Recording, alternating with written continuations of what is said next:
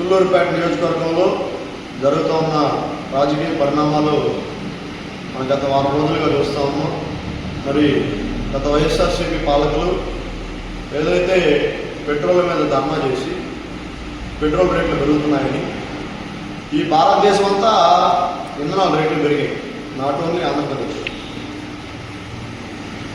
భారతదేశం అంతా petrol diesel రేట్లు పెరిగితే ఏదో ఆంధ్రప్రదేశ్లో పెరిగినట్టుగా వైఎస్ఆర్సీపీ పిలుపునిచ్చి ఇక్కడ ధర్నాలు చేయండి, వీళ్ళకి ధర్నాలు చేయడానికి వేరే ఆస్కారం లేదన్నమాట. బ్రహ్మాండంగా రాష్ట్రం అభివృద్ధిలో ముందుకు పోతా ఉంది. ప్రజలకు సంక్షేమ పథకాలు చెప్పిన వాగ్దానాలన్నీ ముఖ్యమంత్రి చంద్రబాబు నాయుడు గారు, పవన్ కళ్యాణ్ గారి సారథ్యంలో నడుస్తున్నటువంటి పంచాయతీరాజ్ శాఖ బ్రహ్మాండంగా అభివృద్ధిలో ముందుకు పోతూ రాష్ట్రాన్ని అభివృద్ధి చేస్తూ ప్రజలకు సంక్షేమాలు టైంకి అందిస్తూ ఉంటే, వీళ్ళకి ఏ రకంగా ఈ ప్రభుత్వాన్ని ఎదుర్కోవాలి, ఏ రకంగా ఈ ప్రభుత్వాన్ని ప్రశ్నించాలో తెలియక వీళ్ళు ధర్నాలు చేస్తూ, చేసేవాళ్ళు ధర్నాలు చేయకుండా మా శాసనసభ్యురాలు శ్రీమతి డాక్టర్ నెవల్ విజయశ్రీ గారి గురించి, మరి వారి కుటుంబ సభ్యుల గురించి ఎనలేని మాటలు మాట్లాడారు. వారు ఏదో అవినీతి చేస్తున్నట్టుగా మాట్లాడుతున్నారు.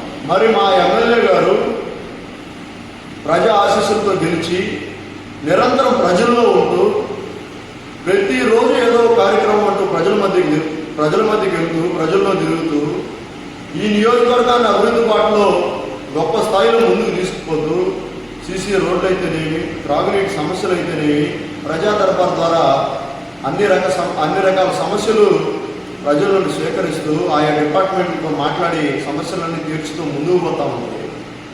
ఎమ్మెల్యే గారి గురించి ఎనలేని మాటలు మాట్లాడుతున్నారు. మరి అవినీతి చేస్తామని చెప్తా ఉన్నాం. ఎమ్మెల్యే గారి కుటుంబ సభ్యులు మీరు రుజువు చేయండి. ఎమ్మెల్యే గారి కుటుంబ సభ్యులు అవినీతి చేస్తున్నట్టుగా మీరు రుజువు చేయండి. నోటి మాటలు మాట్లాడటానికి ఏముంది, ఏదైనా మాట్లాడచ్చు. నోటి మాటలు మాట్లాడేస్తే సరిపోదు కదా, ఏదైనా మాట్లాడచ్చు. మీరు రుజువు చేయండి అవినీతి చేస్తున్నట్లుగా. మరి నిన్న చూస్తే ప్రెస్ మీట్లో పెద్దలు, మాజీ పార్లమెంట్ సభ్యులు, ఈ నియోజకవర్గ తెలుగుదేశం పార్టీ ఇన్ఛార్జ్ పెద్ద ఆయన ఎల్లం సుబ్రహ్మణ్యం గారి గురించి హాస్యాస్పదంగా మాట్లాడుతున్నారు. మరి ఆయన ఆరోగ్యం గురించి, వయసు పడే ముందు ఆరోగ్యం అనేది వెనకపోవడం అనేది కామన్.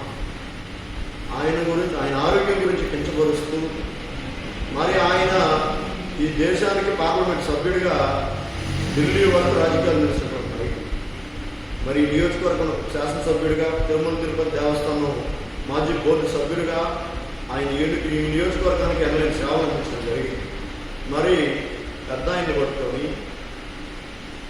ఎనలేని మాటలు ఆరోగ్యం గురించి మాట్లాడుతూ, గతంలో ప్రెస్ మీట్లో పెద్ద ఆయన మాట్లాడుతూ ఒక మాట అన్నారు. ఈ మాటలనే మేము భరించలేకపోతున్నాము, మమ్మల్ని సూసైడ్ చేసుకుంటారు. మేమందరం కూడా చెల్లించాం. మా నాయకుడు ఈ నియోజకవర్గ ఇన్ఛార్జ్ ఉయ్యాల ప్రేమ్ గారు వ్రాతపూర్వకమైన లెటర్ కూడా రిలీజ్ చేయడం జరిగింది. పెద్ద మీరు మాట్లాడినటువంటి మాటలు మాకు చాలా బాధగా ఉన్నాయి. మరి ఈ నియోజకవర్గ ప్రజలందరూ కూడా ఆయన నిన్న మాటని బాధపడితే, గత వైఎస్ఆర్సీపీ పాలకులు ఆ మాటను తీసుకొని హాస్యాస్పదంగా కామెడీ చేస్తూ, జోకులు వేస్తూ, మీరు చనిపోయేటట్టున్నారు మీ నాన్నగారు అని చెప్పి మాట్లాడడం అనేది ఎంత బాధాకరం, ఎంత దౌర్భాగ్యం. ఈ విధంగా మాట్లాడతారా? గతంలో ఈ నియోజకవర్గాన్ని అభివృద్ధిలో తీసుకుపోయి ఈ నియోజకవర్గాన్ని దిశ చూపిస్తూ తెలుగుదేశం పార్టీకి, ఈ నియోజకవర్గాన్ని తెలుగుదేశం పార్టీలో ఇంత కాంపిటీషన్ ఉన్నా సరే టికెట్ తెచ్చుకొని వాళ్ళ కుమార్తెని గెలిపించి అలాంటి నాయకులను పట్టుకొని హేళన చేస్తూ, ఆయన చనిపోతానన్న మాటను పట్టుకొని మీరు ఈ విధంగా కామెడీ చేస్తున్నారంటే ఏం మాట్లాడాలి? ఇది కరెక్ట్ కాదు. సమాజం, ప్రజలు దీన్ని యాక్సెప్ట్ చేయరు. మీరందరూ ఆలోచన చేయండి. వైఎస్ఆర్సీపీ నాయకులందరూ కూడా ఇది పద్ధతి గల మాటలు కాదని చెప్పి నేను తెలియజేస్తాను.